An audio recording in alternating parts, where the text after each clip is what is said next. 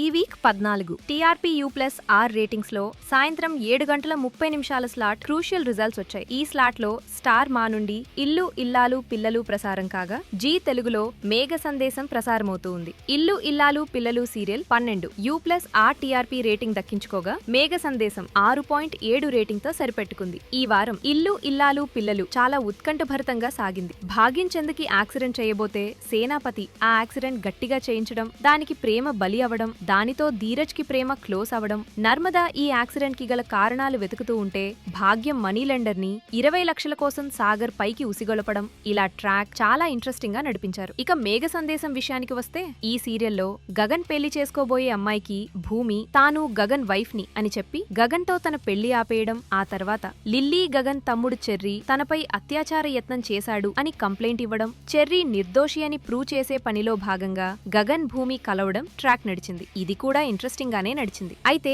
ఈ రెండు సీరియల్స్ పోటాపోటీగా తలపడుతున్న ఆధిపత్యం మాత్రం స్టార్ మా ఇల్లు ఇల్లాలు పిల్లలు సీరియల్దే.